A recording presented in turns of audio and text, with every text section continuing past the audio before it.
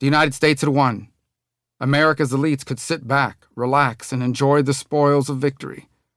Concepts like nation-state competition and realities of the human condition that had proven true for 5,500 years of recorded history, such as the struggle with the desire of the powerful to conquer the weak, could be relegated to the museum of human history, where they would be studied and contemplated, since they were no longer relevant to governing modern societies. It would not take long for this idea to spread not only to Washington think tanks and college seminar rooms, but to the very highest levels of the U.S. government.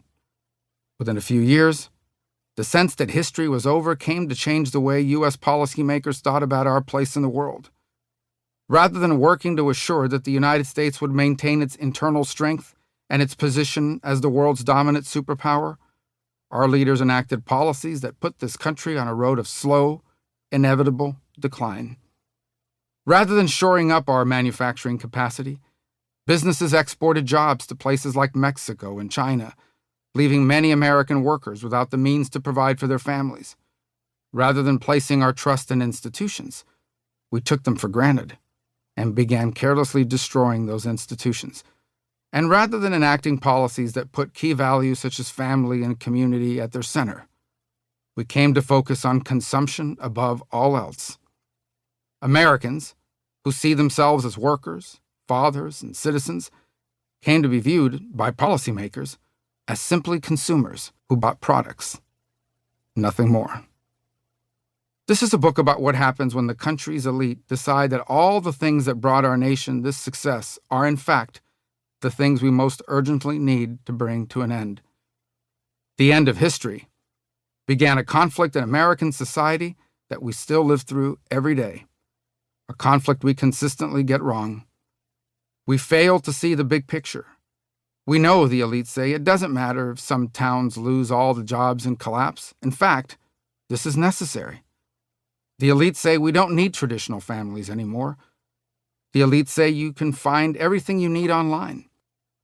People with good jobs and strong families building their local communities are, they tell us, not America's greatest resource, but an outmoded way of living that needs to be left behind.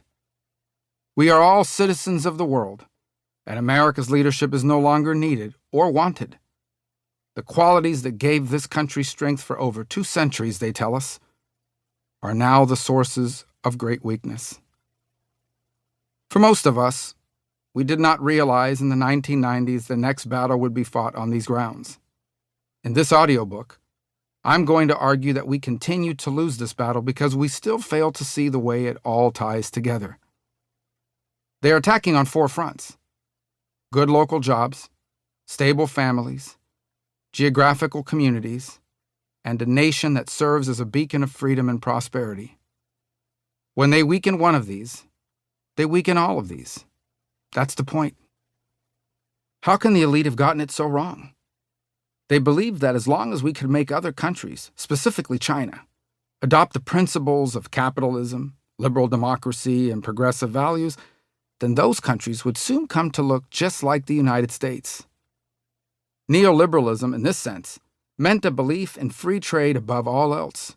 It meant wide-open borders, which would ease the flow of goods and people. It meant cheering on politicians and candidates who made these their causes.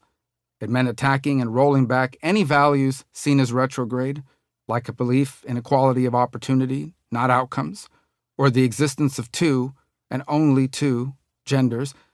This ideology was hostile to even the slightest whiff of patriotism.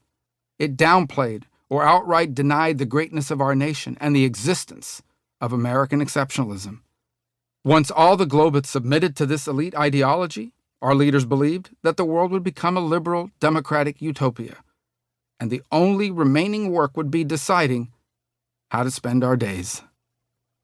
At home, this led to a sustained period of decadence, a term characterized by conservative New York Times columnist Ross Douthat as economic stagnation, institutional decay, and cultural and intellectual exhaustion at a high level of material prosperity and technological development.